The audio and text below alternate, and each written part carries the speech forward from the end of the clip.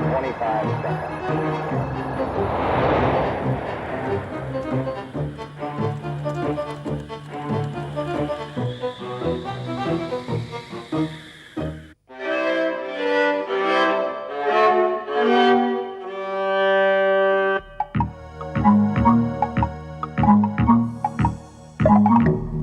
Si la Lune, sous l'action de météorites, explosait, nous n'entendrions rien, car le son ne se propage pas dans le vide. En effet, l'onde sonore est une vibration mécanique que perçoit notre oreille. Elle se transmet dans les gaz, donc dans l'air, et dans la plupart des milieux, solides ou liquides. Nous vivons donc sur Terre au milieu d'ondes sonores. Nous entendons beaucoup d'entre elles, mais d'autres, trop hautes ou trop basses, pour nous inaudibles, sont employées par des animaux. Les ultrasons, comme les infrasons, sont émis et reçus par nombre d'entre eux pour se diriger, chasser ou communiquer.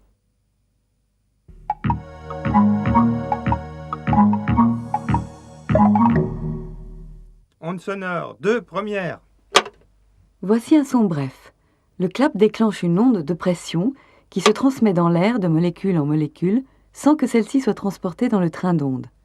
En un point donné, la pression de l'air augmente, compression, puis diminue, dépression, pour ensuite revenir à son niveau initial. Arrivant sur une surface lisse et dure, l'onde va se réfléchir. C'est l'écho. Au contraire, sur une surface spongieuse, elle sera absorbée, comme lors de la mesure de contrôle des microphones dans une chambre sourde.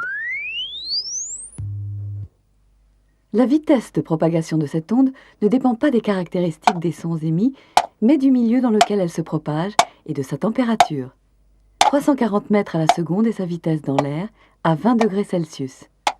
Dans le sol, elle atteint de 5 à 9 km à la seconde. Grâce à cette rapide propagation, l'Indien va entendre arriver le cheval.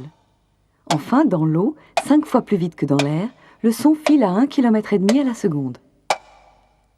Si l'émission de cette onde de pression se répète de façon régulière, l'oreille va la percevoir comme une note dont la hauteur est fonction de la fréquence de répétition.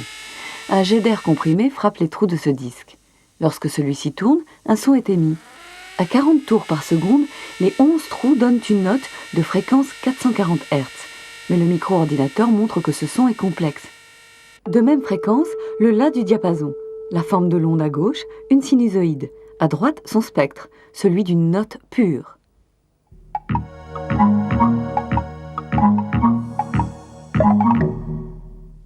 Entre le son le plus faible que peut percevoir une oreille normale et le son le plus fort, le rapport des intensités sonores est de l'ordre de 1000 milliards. Pour l'exprimer facilement, on emploie une unité spécifique, le décibel. Un instrument, le décibelmètre, assure cette mesure. Ici dans un studio, là dans la rue où l'on voit que le niveau sonore peut atteindre 97 décibels. Notre oreille est un récepteur très sensible aux ondes sonores.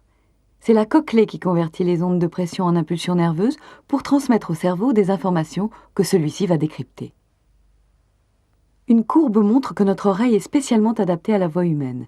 Horizontalement, la fréquence du son, verticalement, son intensité. Voici le seuil de tolérance au bruit. Au-delà, notre oreille souffre. Et le seuil de perception, en dessous, pour elle, le silence.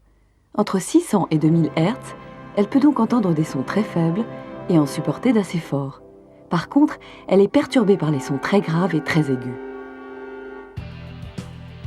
Le seuil de sensation douloureuse, autour de 90 décibels, ne doit pas être dépassé pendant un temps trop long. Les surdités trop fréquentes maintenant chez les musiciens ou chez les utilisateurs de baladeurs en sont la preuve tangible.